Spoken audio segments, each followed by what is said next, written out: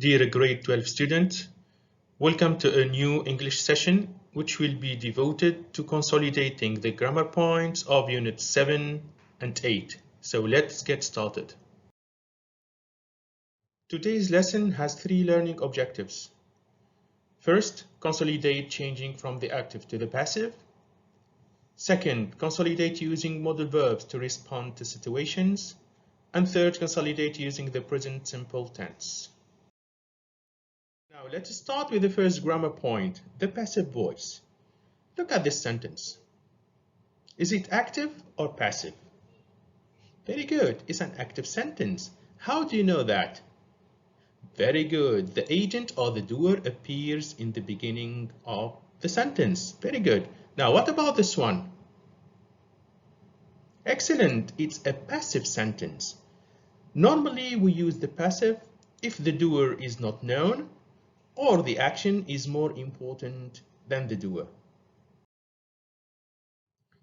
Now let's see how we change an active sentence into the passive. The active sentence should have 3 parts: the subject, the verb, and the object. So the first step, you take the object and you move it to the beginning of the sentence. Then you take the verb and you write it in the past participle. Then you need to write the verb to be, which will be in the same tense as the active sentence. Our active sentence here is in the present simple, so we are going to write are. Please pause the video here and examine this chart carefully. It explains how the tenses change in the passive voice. The chart is found in your student's book, page GR20. Now let's do some practice. Pause the video here, read the question and choose the correct passive form. Very good. Which sentence is the correct one? Excellent, the first sentence. Now let's practice changing sentences into the passive. So we start with sentence A. Please pause the video, read it, and change it to the passive. And remember to follow the steps we have seen previously. Very good. What's your answer? Excellent. A new bridge will be built. Great. Now, sentence B. Pause the video again and change it to the passive. Very good. What's your answer? Great. Their hands were washed with soapy water. Very good. Now we will see how to write a bracketed verb in the correct passive form. Let's take this example. You have the verb deliver to write in the passive voice. So the first step is write the verb in the past participle. Very good. Then you need to look for a time expression in the sentence to help you decide on the tense of verb to be. Can you see this time expression? Very good. Tomorrow morning. So, which tense are you going to use? Very good. Future passive. So, we will write here will be. Very good. Now, let's take this example. Pause the video and read the sentence and write the verb built in the correct passive tense. Very good. Yes, so the first step, we write the past participle of the verb. Then the time expression here is thousands of years ago, which means we will use the past simple passive. Excellent. Yes, so we write was. Now we will see how to change questions into the passive. First, here is an example. Will you complete the task by Friday evening? So the first step is answering this question. Let's take an answer with yes. Yes, I will complete the task by Friday evening. The next step, you change it into the passive following the steps we have seen previously in this lesson. So you will get the task will be completed by Friday evening. And the last step is changing this statement into a question again. And for our example here, we are going to move will to the beginning of the question, and here we finish changing it into the passive. Now, here is a question for you. Please pause the video and change it into the passive following the steps we have just seen. Very good. What did you get as an answer? Great. Were the candles bought yesterday? Well done. Now we will see impersonal and personal passive.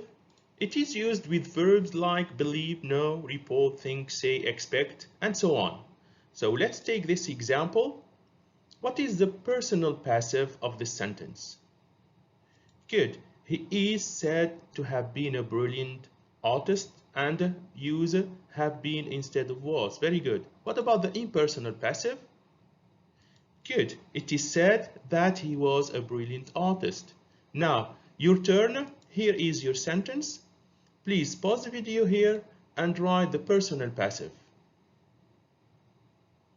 Very good. What's your answer? Great. He is said to have lied in the cold. Now pause the video again and write the impersonal passive. Great. What's your answer? It is said that he lied in the court. Great. The second grammar point of today's lesson is modal verbs, and we are going to see the functions of these modal verbs. Let's start with the first sentence. You have should. What is the function of should here? Excellent. Advice. For number 2, the function of can in this sentence is great, ability. And for number 3, may in a question form. Very good, asking for permission. Now for number 4, you have can't. What is the function of can't in this sentence? Very good, prohibition. Number 4, you have don't have to. What's the function of this modal verb? Excellent, absence of necessity. And the last modal verb is shall. Very good, suggestion. Great. Now let's practice. Please pause the video here, read the 3 sentences, and rewrite them using the modal verbs between brackets. Very good. Now for sentence A. Good. You don't have to wear formal attire for the ceremony. Now, what about sentence B?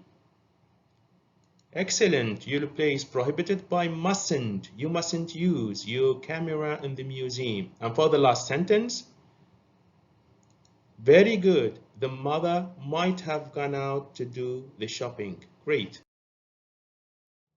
Now, the last grammar point, the present simple tense. We are going to see the form, and we will take play as an example.